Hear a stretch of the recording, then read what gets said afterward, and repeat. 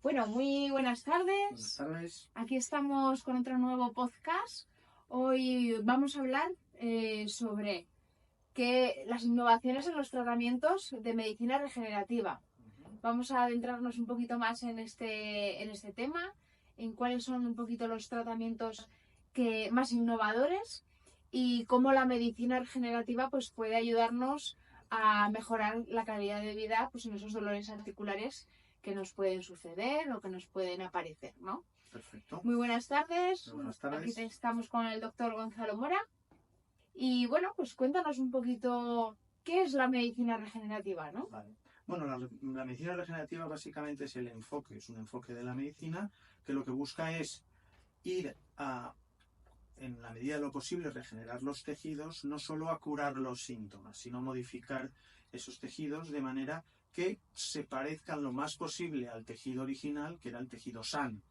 Eso en ocasiones podemos conseguirlo hasta un nivel bastante interesante. No siempre se puede recuperar un tejido como el que teníamos a los 10 años o a los 15 años, pero sí con un tejido con unas características, tanto físicas como mecánicas y biológicas, lo más parecido posible. Ese es el objetivo de la medicina regenerativa en general, aplicado a cualquier especialidad y en nuestro caso a la especialidad del dolor y las lesiones del sistema musculoesquelético. En ocasiones solemos oír hablar de medicina regenerativa, pero con diferentes nombres. ¿Nos puedes decir cuáles son esos diferentes nombres que al final llegan a significar lo mismo, ¿no?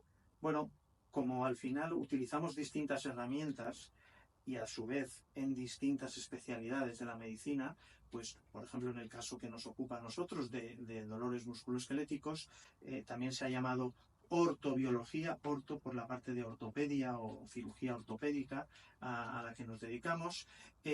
También en ocasiones terapias biológicas, ¿por qué? Porque estamos modificando o intentando modificar en un sentido positivo la biología de esos tejidos para que se dirijan hacia una curación, no solo hacia la disminución de los síntomas. Entonces, terapias biológicas, terapias celulares, porque se están utilizando células procedentes de la grasa o procedentes de la médula ósea o incluso las plaquetas, que son células procedentes de la sangre, y regenerativas también porque tienen una capacidad no solo antiinflamatoria, sino de modificar el entorno donde se produce la regeneración de los tejidos. Y habitualmente estos tratamientos son innovadores y no solo en el campo de la traumatología, sino que podemos verlos en otros campos también, ¿no? Bueno, hay que destacar que innovación no significa solo nuevo, es decir, una innovación es usar unas herramientas que hasta ahora usábamos de una manera más eficaz, más productiva y con mejores resultados. Entonces, en el caso de la medicina regenerativa, hay herramientas como el plasma rico en plaquetas o la proloterapia con dextrosa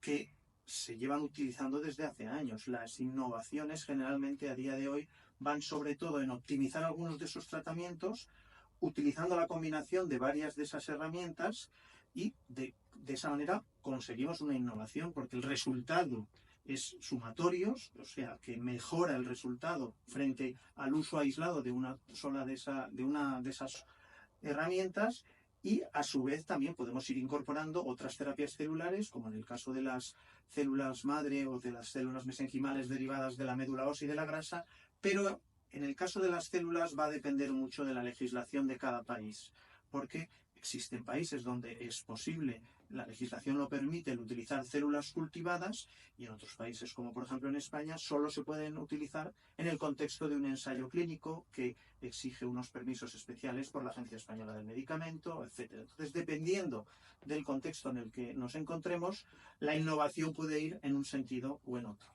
Lo que está claro es que la innovación va de la mano de la investigación y de el estar formado en continua formación y en continua revisión científica, claro, para ver cuáles son esas mejoras, ¿no? A ver, si uno no aprende, no puede mejorar. Es decir, y la medicina, una de las cosas que tiene es la formación continua. No podemos estar con lo que aprendimos hace 30 años. Cuando yo empecé la carrera empezábamos a hablar, se estaba descubriendo entonces el virus del SIDA. Fíjate todo lo que se ha avanzado con el virus del SIDA. Afortunadamente, pues uno no puede quedarse con lo de hace 30 años. Hace 30 años era una enfermedad mortal, hoy en día, gracias a Dios, no. Bueno, pues lo mismo en el campo de la medicina regenerativa. Tienes que seguir formándote porque cada vez, no es que surja cada año una herramienta nueva, sino que lo que van surgiendo es, como hemos dicho antes, nuevas formas de aplicarlo y protocolos más optimizados, de manera que al final, con esas mismas herramientas, pero combinándolas de manera distinta, obtenemos unos resultados mejores y más satisfactorios para el paciente, que en el fondo es lo que nos interesa, cada vez mejorar los resultados sin tener que cambiar cada año de producto nuevo, porque al final eso nos llevaría a una situación en la que no tendríamos experiencia suficiente con ninguna de esas herramientas, y eso tampoco es bueno. Es bueno tener mucha experiencia con una herramienta, pero a su vez aprender de esa experiencia y poderlo aplicar de manera distinta, sobre todo para optimizarlo. ¿Nos podría decir cuáles han podido ser las innovaciones en estos últimos años con estas terapias regenerativas? Bueno, las innovaciones es eso, es no solo ver el punto de vista de las articulaciones desde un punto de vista, por así decirlo, es decir, desde un problema de dentro de la articulación, sino considerar a las articulaciones como un órgano en sí mismo y con distintas partes y distintos tejidos y estructuras diferentes, con lo cual, si una articulación tiene una membrana sinovial, habrá que tratar esa membrana sinovial, pero también tiene un hueso por debajo del cartílago, tiene un cartílago que recubre la articulación, tiene unos ligamentos. Entonces, igual que siempre hablamos de que a la persona hay que tratarla globalmente, pues en este caso concreto, si es una articulación, tenemos que tratar globalmente a esa articulación. Por tanto, habrá que tratar la estabilidad de los ligamentos, la irritación que pueda tener la membrana sinovial, el desgaste que pueda tener el cartílago y, de la misma manera, la destrucción que se haya podido producir en el hueso por debajo del cartílago, que es el hueso subcondral. Es decir, quizás la principal innovación es la aplicación de varias herramientas orientadas a poder tratar de una manera global y más holística, si se puede decir así, la articulación en conjunto, con lo cual al final el resultado siempre es más satisfactorio y mejor para el paciente.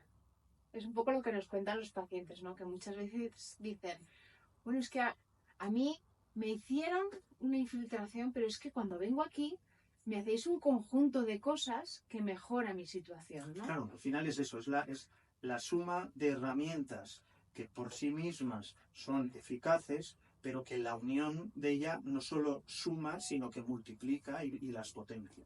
Incluso también, como hemos hablado en tantas ocasiones, las características de salud del paciente van a ser fundamentales y lo que el paciente puede influir en su curación también. ¿Por qué? Porque yo no puedo hacer el ejercicio que a lo mejor es interesante y eso es una estimulación mecánica para la mejora de las articulaciones. Yo puedo hacer, digamos, la estimulación química o biológica, pero la parte mecánica y de ejercicio la va a tener que hacer el paciente necesariamente. No, la participación activa del paciente en su recuperación es fundamental en este caso. Hay algunas veces que nos preguntan, bueno, es una de las preguntas bastante frecuentes, y es, ¿este tipo de tratamientos qué riesgos trae implícitos? Bueno, a ver, en medicina, desgraciadamente, todo tratamiento tiene un riesgo. Lo que ocurre es que tiene que estar balanceado el riesgo con el beneficio que podamos obtener.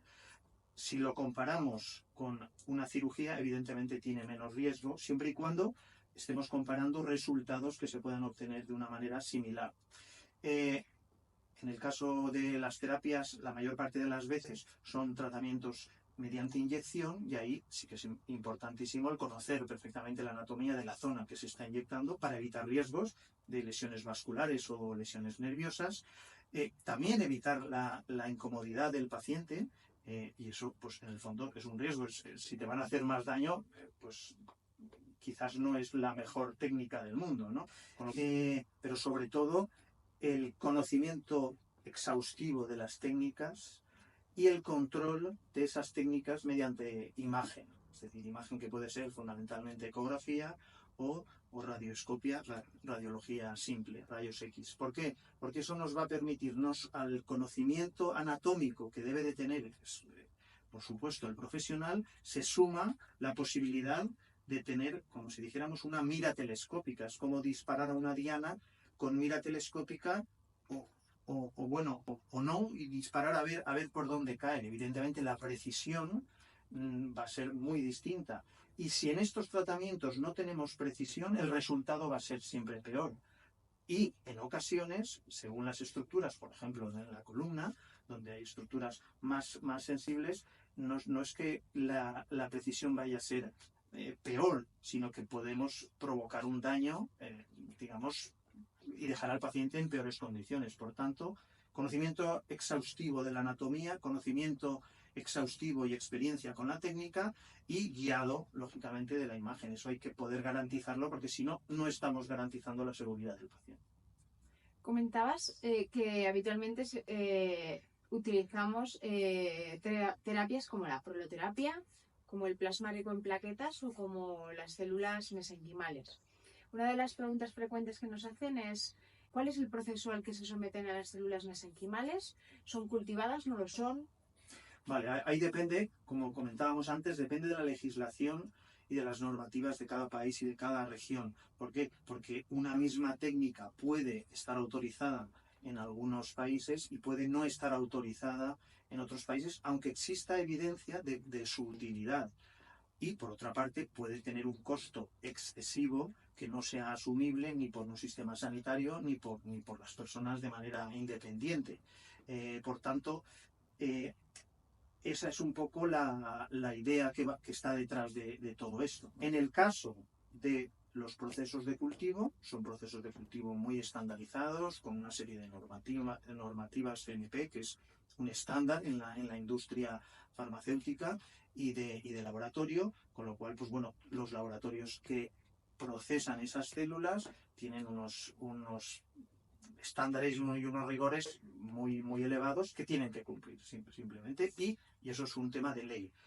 La mayor parte de las veces en muchos países no están autorizados esos sistemas y entonces utilizamos concentrados celulares que se extraen, como en el caso de la médula ósea o células de la grasa, el mismo día se procesa sin que exista un cultivo y sin que exista lo que se llama una manipulación sustancial, es decir, cambios en las características de las células, etcétera, y se utilizan ese mismo día. Entonces, eso va por una normativa y una legislación y el cultivo va por otra legislación. En España, insisto, se puede utilizar, pero ha de ser en las células cultivadas en el contexto de un ensayo clínico y con un permiso especial. A día de hoy también se están empezando a utilizar en algunas indicaciones, en medicina regenerativa, no en todas, solo está autorizado en algunas indicaciones, el uso de lo que se llaman exosomas. Exosomas, en última instancia, son unas vesículas de ARN y una serie de proteínas que son las que desprenden las células madre y son las encargadas de transmitir esos mensajes para que las células empiecen a producir. No son las mismas células madre las que se reproducen, por así decirlo, que eso es lo que pensábamos antes, sino que lo que hacen es actuar a modo de directores de orquesta, es decir, ellas llegan al sitio donde se ha producido la lesión, bien porque llegan de manera automática o bien porque nosotros las inyectamos en esa zona y se encargan de organizar todo el personal que existe ahí, es decir, todos los grupos de células, etcétera, para que puedan funcionar de manera coordinada y orientada hacia un objetivo. Si no, es como si tuviéramos una plantilla de trabajadores donde no hay orden, ¿no? Y el trabajo es ineficaz. Convierten el trabajo ineficaz en un trabajo eficaz y bien organizado. Habitualmente se llega a confundir mucho el término de plasma rico en plaquetas con el de factores de crecimiento. ¿Realmente es lo mismo? ¿Hay alguna diferencia? Bueno, en el fondo estamos hablando de lo mismo, pero con términos distintos. Los factores de crecimiento son una serie de proteínas que son las que realmente utilizamos, que se obtienen, en el caso concreto de este producto, del interior de las plaquetas y también del plasma sanguíneo. Por tanto, si tenemos un plasma rico en plaquetas, lo que vamos a obtener de ese plasma rico en plaquetas son una serie de proteínas del plasma y de las plaquetas que son los factores de crecimiento. Con lo cual, en última instancia estamos hablando de lo mismo. Es decir, si yo a un paciente le digo vamos a utilizar factores de crecimiento o vamos a utilizar plasma rico en plaquetas, en el fondo estamos utilizando lo mismo.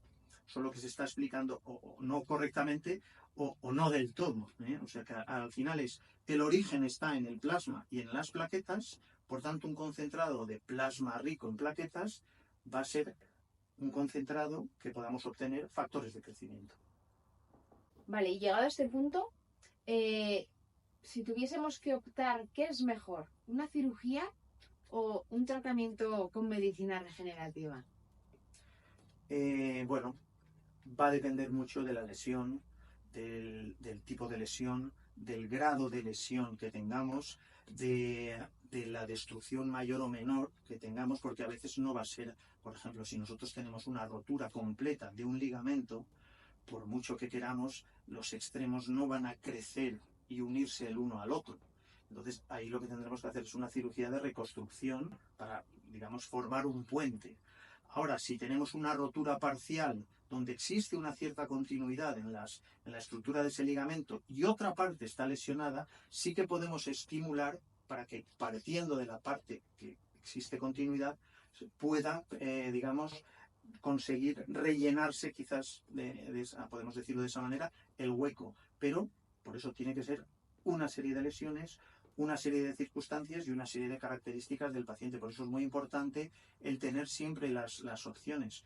Cuando aplicamos en nuestro caso las técnicas de medicina regenerativa, lo hacemos en nuestro caso desde una perspectiva de cirugía ortopédica, en la cual tenemos la opción de la cirugía y tenemos la opción de la medicina regenerativa. Y a veces la mejor opción es la combinación de ambos. Es decir, podemos hacer una sutura de un tendón del manguito rotador del hombro, pero estimularlo con técnicas de medicina regenerativa. Por tanto, estamos haciendo cirugía optimizada y mejorada con medicina regenerativa. En otros casos nos hará falta solamente la medicina regenerativa. Yo creo que a día de hoy una de las tendencias es, en aquellos casos en que podemos aplicar solo técnicas de de medicina regenerativa, mejor, porque va a ser menos traumático y menos doloroso y menos largo para el paciente. Y en aquellos casos en los que vamos a necesitar una cirugía, suplementar esa cirugía.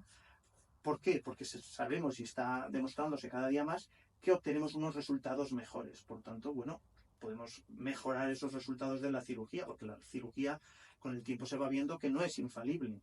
Y, a su vez, la cirugía, en algunos casos, como cuando se reseca o se extirpa un trozo de menisco, tiene una consecuencia a medio o largo plazo. Aun con un desgaste, si quitamos un amortiguador, es como si a un coche le quitamos el amortiguador. Evidentemente, dejará de chirriar en ese momento y parecerá que el coche a priori va mejor, pero al poco tiempo o a medio plazo, las ruedas de ese coche van a estar peor. Eso mismo es lo que vemos al cabo de 5 o 10 años cuando se produce una resección de un menisco, ¿no? Quizás en ese momento hizo falta resecarlo, sí, pero a lo mejor podíamos haber asociado una tensión de los ligamentos, de manera que la secuela, por así decirlo, de haber perdido el menisco fuera menor, y por tanto el desgaste y el deterioro de esa rodilla a futuro va a ser menor. Fíjate, recientemente una atleta, María Vicente, ha tenido una lesión, una rotura completa del tendón de Aquiles en competición, y me venía al caso esta chica, ¿no?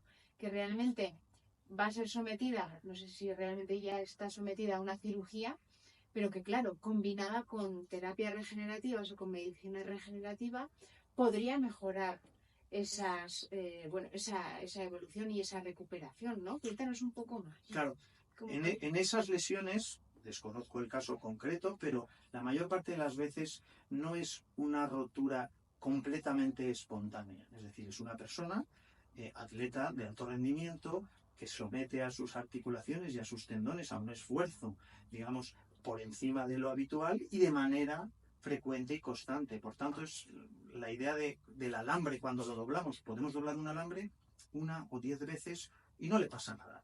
Pero si seguimos doblándolo con la misma intensidad y el número de veces es mucho mayor, llega un momento en el que el alambre, sin que hayamos hecho más fuerza, se rompe. ¿Por qué se ha roto? Por lo que los ingenieros llaman una rotura por fatiga de material. En este caso, fatiga o microlesiones acumuladas en un tendón. Es como una cuerda, a veces explicamos a los pacientes, con una cuerda que está un poco deshilachada. Si esa cuerda tuviéramos que usarla para un ascenso en escalada, si estuviera deshilachada un poco, aunque fuera poco, no nos fiaríamos, no nos expondríamos a esa situación. ¿Qué ocurre? Que muchas veces no somos conscientes de que nuestros tendones a lo mejor tienen esas microlesiones o incluso que no se detectan a priori, pero que en el fondo funcionan como lesiones por fatiga, a veces no necesariamente, pero a veces es por sobreentrenamiento o a veces es porque, bueno, justo se llevó a un límite en el que desgraciadamente a lo mejor dio una mala pisada y eso fue como la gota que colma el vaso. El vaso se estaba llenando de agua, pero no se sabía hasta que una pequeña gota parece que ocurre todo de repente, pero en general este tipo de lesiones no ocurren de repente, es por el acúmulo de pequeñas microlesiones durante años de entrenamiento o durante sesiones largas de entrenamiento. Y ahí, por ejemplo, en este tipo de lesiones, ¿qué podría recomendar? Bueno, desde luego, si hay una rotura completa en ese caso, y más para un atleta de élite que vive de sus tendones, digamos, lo más eficaz habitualmente es una reparación quirúrgica. Pero esa mejora del tejido podemos optimizarla, no solo cosiendo los extremos, sino favoreciendo esa cicatrización, esa formación de tejido lo más parecido posible, estimulando al tejido con técnicas de medicina regenerativa. Pero en ese caso concreto, en mi opinión, lo ideal sería combinar ambas técnicas. Solo una técnica de medicina regenerativa, en el caso concreto de una rotura completa o de ese tipo, no sería suficiente.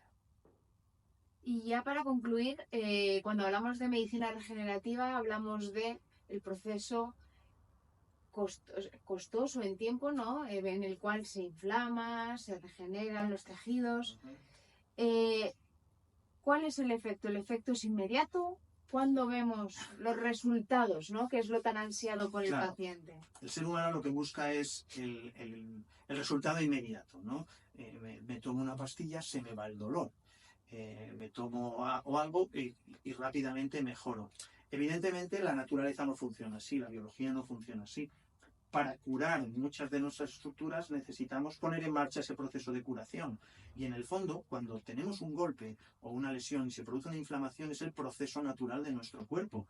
¿Qué hacemos en esos casos? Erróneamente, a lo que hoy en día sabemos, lo que hacemos es tomar antiinflamatorios, cuando esos antiinflamatorios realmente están inhibiendo el proceso de curación. Pero ¿qué ocurre? Que como nos alivian, pensamos que eso nos está ayudando, lo cual es, como decía, erróneo. Por tanto, lo que tiene que ocurrir necesita un tiempo de curación, de la misma manera que si nos cortamos de manera accidental, al día siguiente esa herida no está, digamos, cerrada completamente, necesita unas semanas. Cualquier proceso de medicina regenerativa necesita igualmente unas semanas. Teniendo en cuenta que muchas veces, al principio incluso el paciente puede estar digamos, peor. ¿Por qué? Pues que hemos empezado el proceso, lo hemos puesto en marcha a partir de generar una serie de lesiones.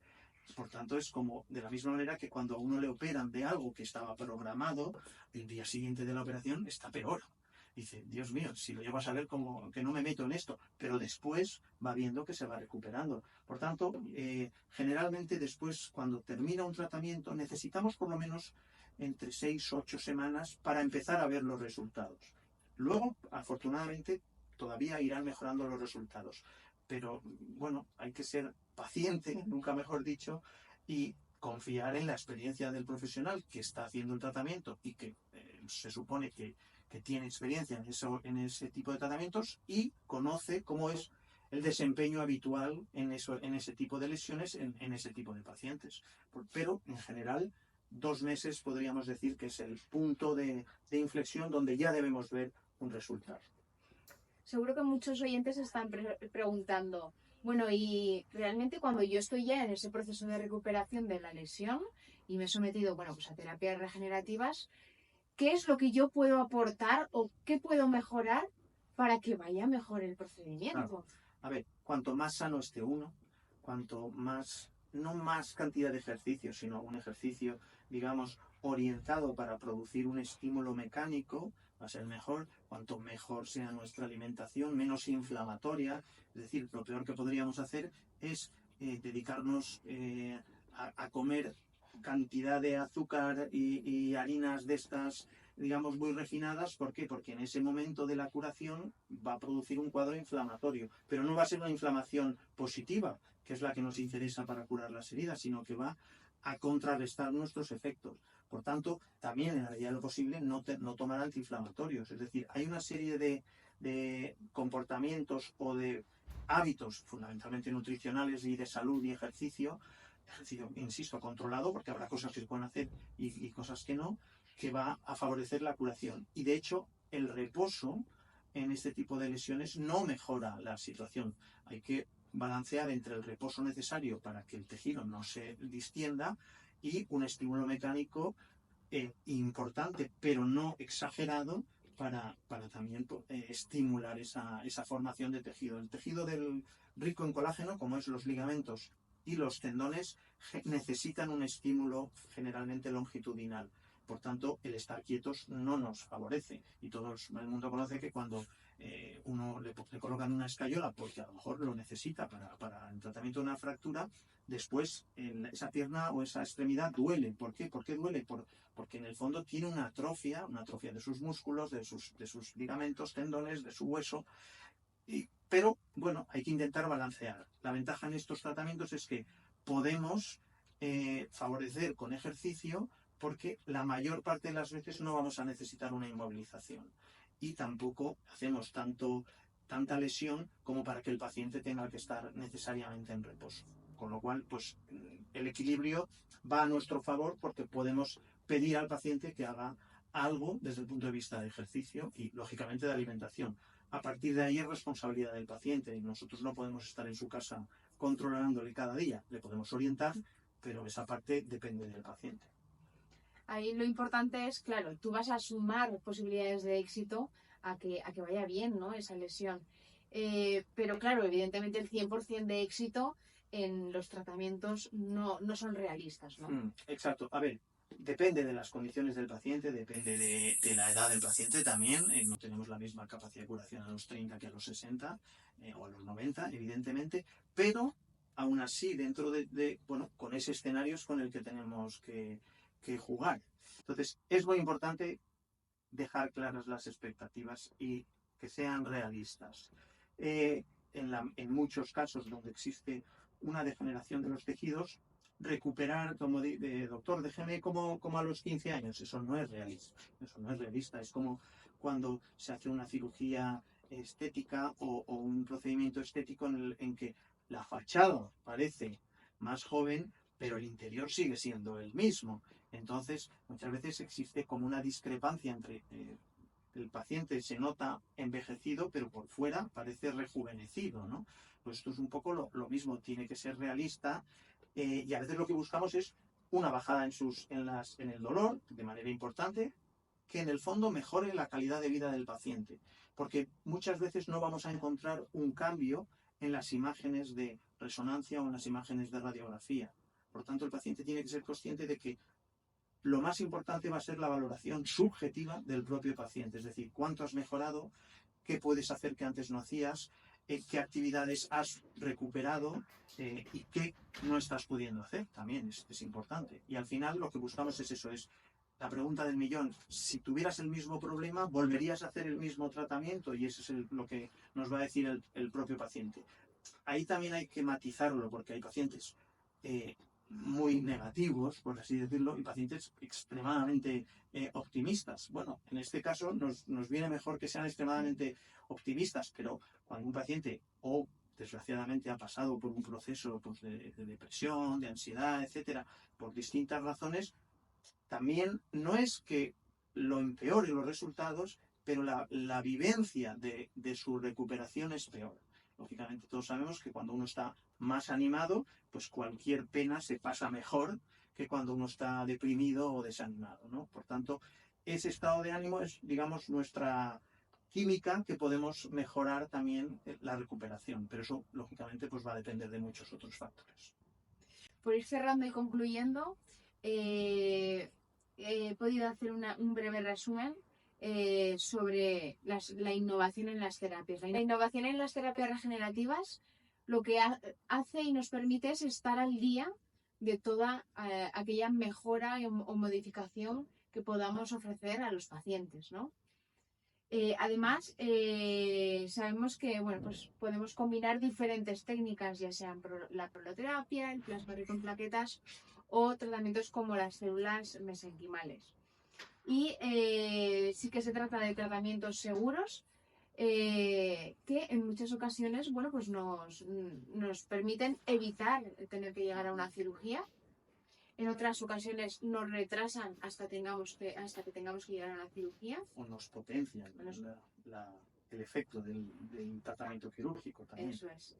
Y bueno, que realmente lo más importante de todo es que hay que estudiar cada caso, cada lesión, para poder adaptar el mejor tratamiento a su caso, ¿no? Sí, yo creo, para matizarlo un poco, es por eso la pregunta de ¿esto vale para todo? No hay ninguna técnica que valga para todo, va a depender de la persona, de la lesión, de la edad, de su salud en ese momento. Es decir, aunque podemos usar herramientas similares, incluso la aplicación dentro de cada paciente, podemos variar las concentraciones de los fármacos que se utilizan porque necesitemos un mayor efecto antiinflamatorio frente a otros escenarios. Es decir, podríamos decir que no hay un paciente igual y por tanto no hay un tratamiento igual, lo cual a veces hace difícil el obtener resultados completamente similares. ¿Por qué? Porque cada paciente es diferente. Entonces, haciendo lo mismo, y esto es algo que lo conocemos muy bien en medicina, a veces nos gustaría que fuera matemático, es decir, si sumamos 2 y 2 nos va a salir 4, pero en medicina desgraciadamente nunca ocurre así. A veces salen decimales por arriba, por abajo, y el resultado podemos aproximarnos a porcentajes de éxito, que es lo que las garantías que podemos ofrecer al paciente, pero nunca podemos tener la seguridad de que el paciente va a estar seguro al 100% en el grupo de pacientes que ha salido perfecto. Y eso, pues bueno, es una preocupación constante en los médicos, pero evidentemente mejor intentar mejorar que no hacer nada. No haciendo nada, lo que nos queda claro es que el paciente no mejora, básicamente. Pues muchísimas gracias por esta pequeña charla. Espero que hayamos podido aportar un poquito más de ciencia. Y sí que es cierto que animamos a todos a que nos puedan mandar preguntas. Cualquier pregunta está bienvenida. E incluso que nos puedan solicitar pues nuevas temáticas, ¿no?, en las que puedan estar interesados. Así que nos podéis escribir en comentarios cualquier duda que tengáis y cualquier sugerencia, que estamos abiertos a ello. Nos vemos pronto. Muchas gracias. Chao.